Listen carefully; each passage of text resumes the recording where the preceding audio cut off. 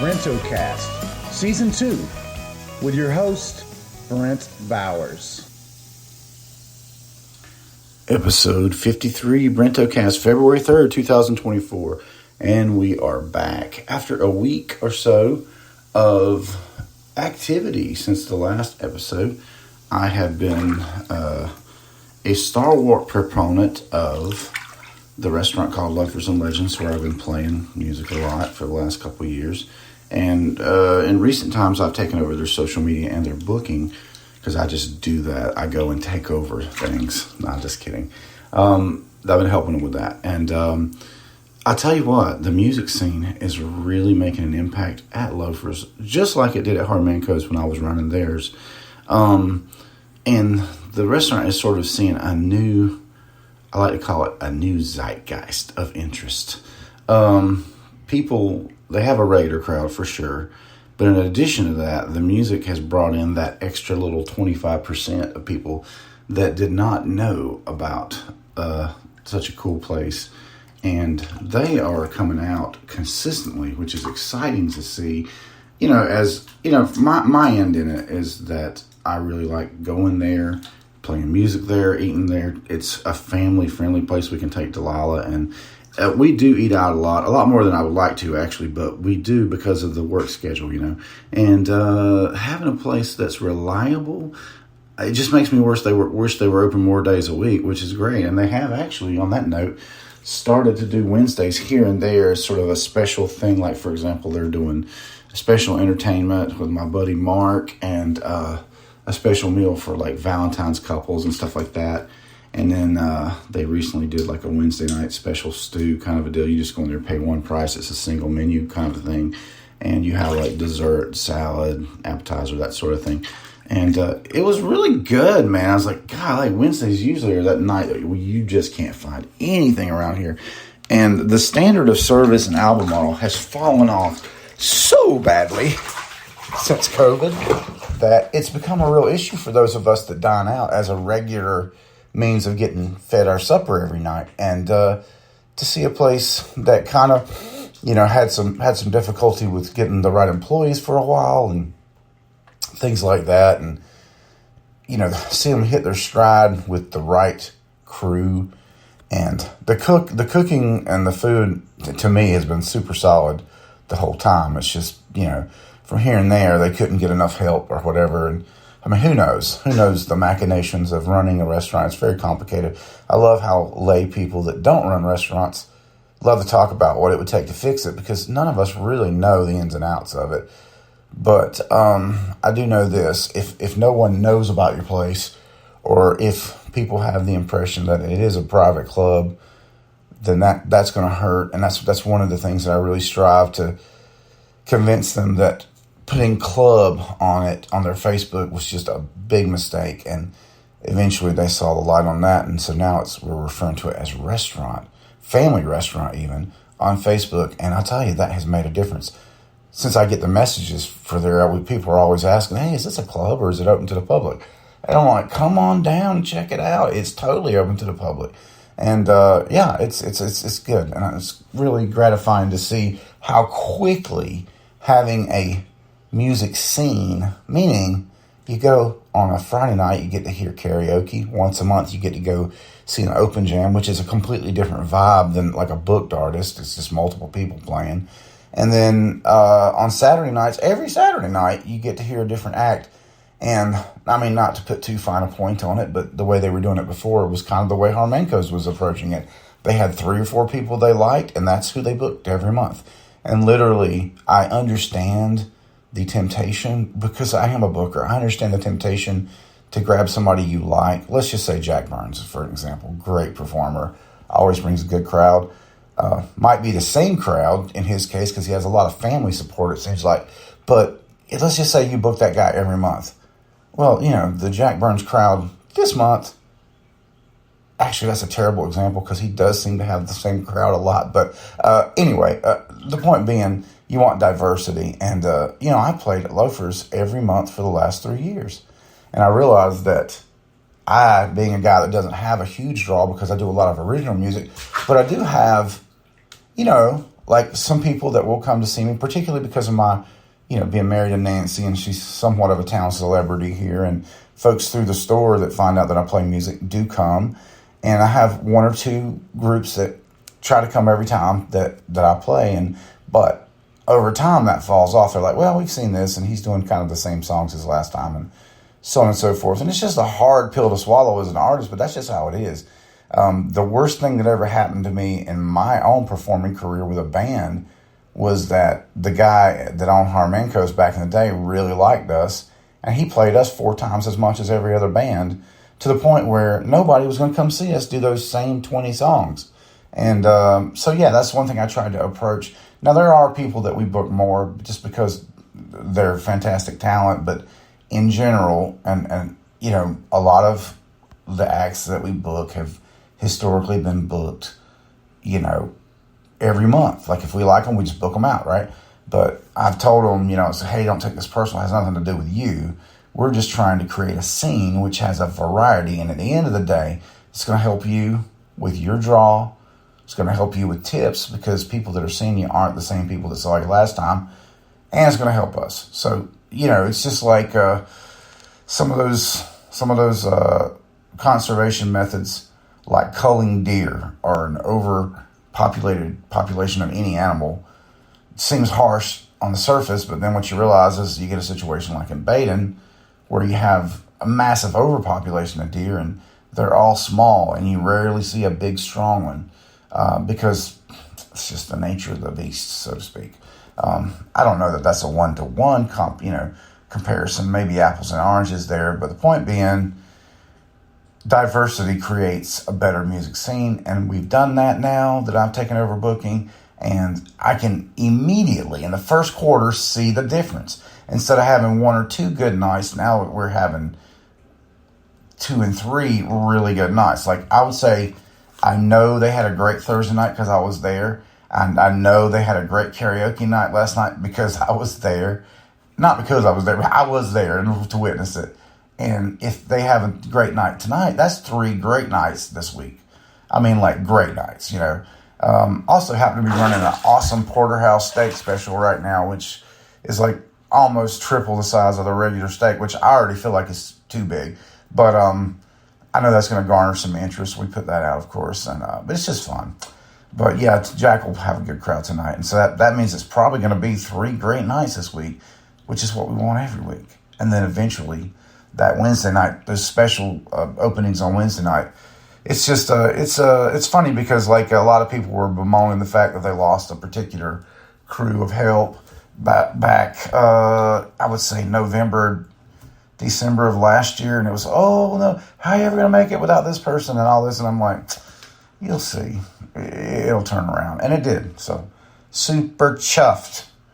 Anywho, enough about the business. What have I been doing? Well, there's a bit of a change up with how, I guess, Eddie at Stug Records has been I guess, doing business over the past, for me, 20 years. And he's talked to us about kind of switching over to his software and potentially upgrading our studio to be able to do more of it. And I don't know if this is because of a pending retirement. I mean, I know that's definitely something that's on the horizon, but he did mention wanting to work on his music, and I get that, of course. But I guess it's going to mean less accessibility for Harrison and I and other acts that we produce at the studio, at least, well, I'm talking about Snug Record Studio, at least for the immediate future. And I guess that means we got to really kind of bring our game up to level and potentially switch to the industry standards Pro Tools. I mean, I didn't go that way in the past because of monetary issues with the software and the plugins, but now, I don't know, it seems like everything in the recording world just keeps pushing me in that direction. And not to put too fine a point on it, I need to do the kind of editing that Eddie does. I need to be able to do that. So, that's, even though I lament that there's any kind of limit in access to Snug Records, which is my favorite place to record, it is time for me and Harrison to evolve our technical ability on the recording engineering side. I mean, we're doing awesome on the other side. The creative side and the playing side has just never been better. But I have had to become a little more discerning about clients that I take on. And I recently just kind of tried out a new client that I thought I was going to work with. And, after a practice session, sort of, I decided that I wasn't going to. And it's funny because I think he sort of picked up on that energy, and it felt kind of almost like a mutual decision.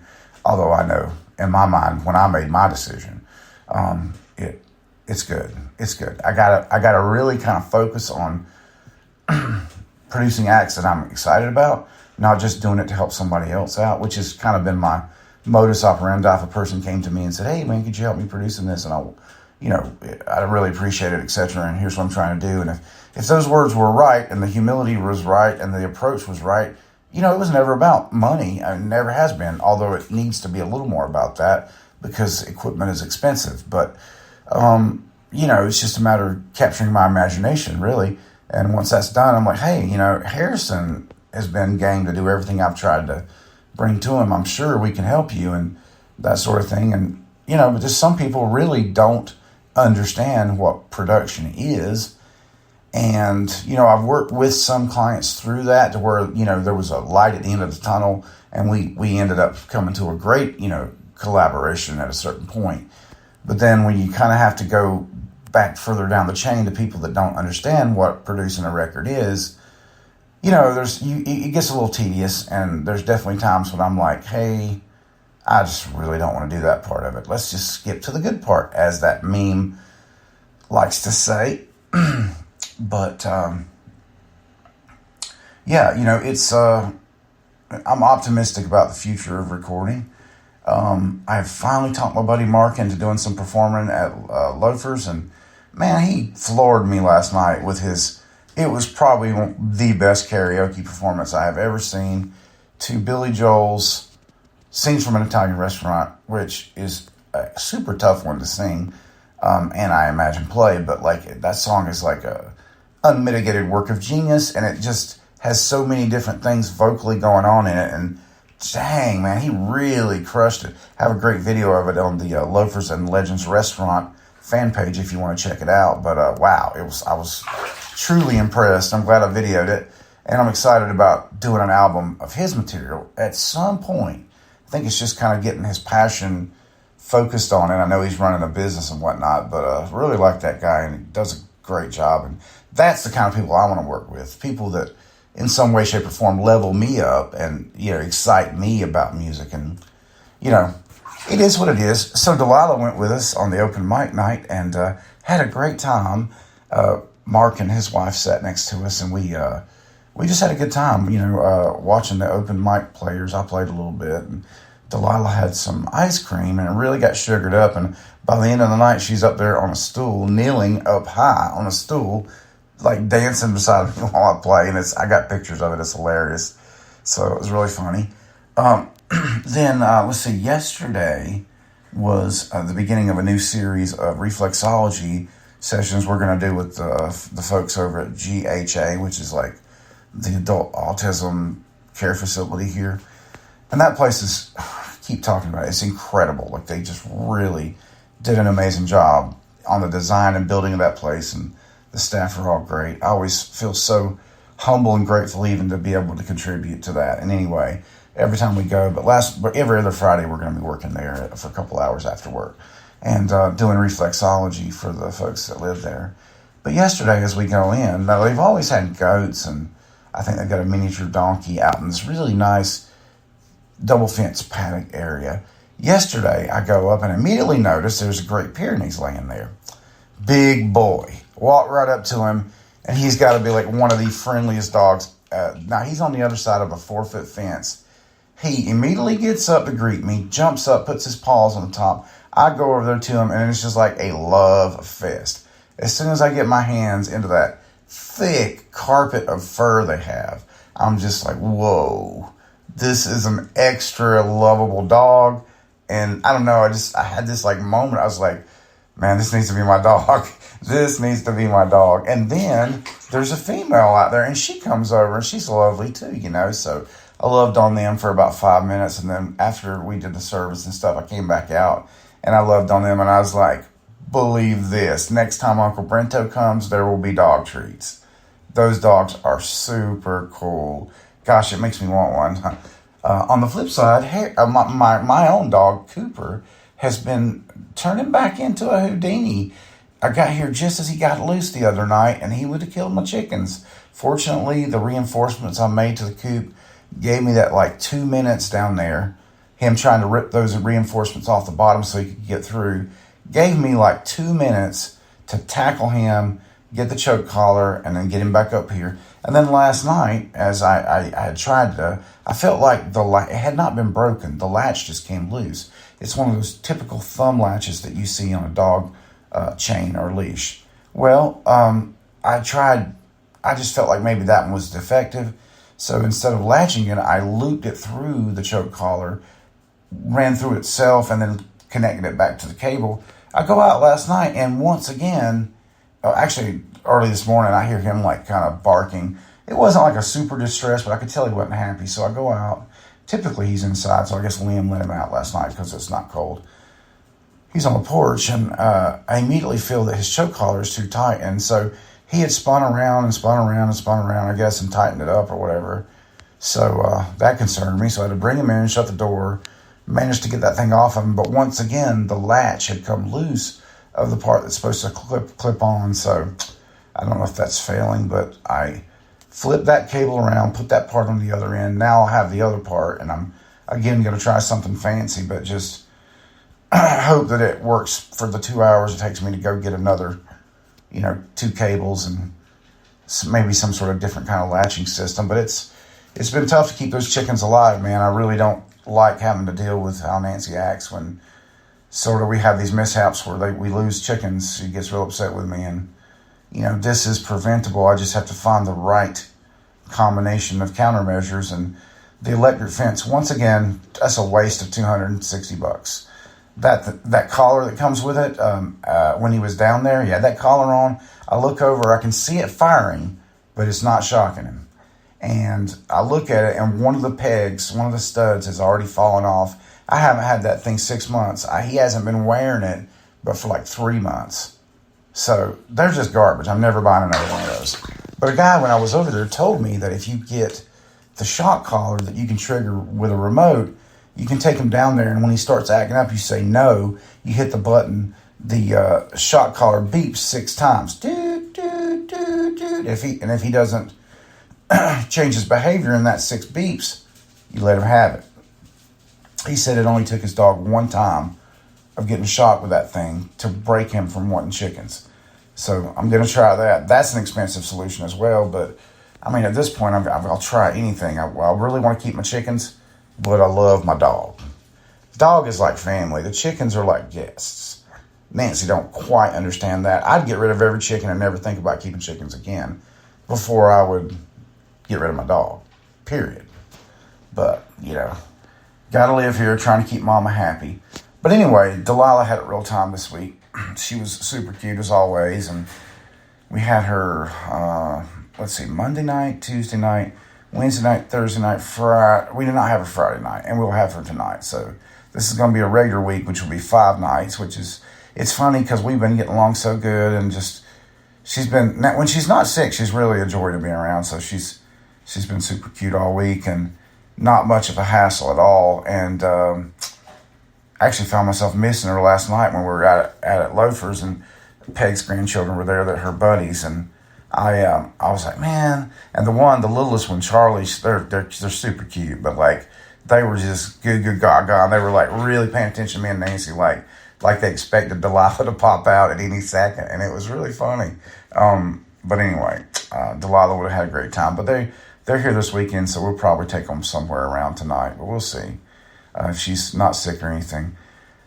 But, that was kind of our week. I don't think we're going to be running off to Thomasville this weekend because we've done that a lot lately, and I need a little bit of a break from all that driving. And Sunday, I think, would be on the schedule to have Harrison down to Secret Studios for a writing session. I was thinking we might pop over to Mark's house and try to do something on his Baldwin baby grand piano. Take the remote recording set up over there. I will say that my powered speaker situation has been working out great. The mixing board that I got has made it possible to do a lot more, particularly with regards to having guests plug in. And also, I got a second one for use at, so I don't have to carry one back and forth for use at my studio. And I'm thinking I might even work that one into the act in the summer and try to do some stuff outside, because that space is almost ready, and I could see that really dragging people in from the festivals. So that's something I definitely want to program for. Got to see my buddy Ron yesterday. Speaking of Ron and the V Hill Brothers, okay, it's back on. I'm releasing their album again, apparently. I'm going to shoot for, I guess next week. So I'm going to start the release work today, and hopefully everything will be out within 2 weeks. Yeah. There was some back and forth where they thought they were going to do that, and I guess I did a poor job of explaining the technicality of it, because, I would say it's not super technical, but if you find starting a YouTube channel or a Facebook page technical, then this is going to be technical for you. But anyway, excited to share that album as well. Excited to work on the 2 more albums that I have to release before I even get to the Bowers Foreman work, which, by the by, we are supposed to have our final mix review session on the 29 songs we've been working on for the last 2.5 years next Friday night. So after that, hopefully we'll be working toward 3 releases, maybe. We'll see how it goes. But that's what's going on this early Saturday morning. And I hope you guys have a lovely week.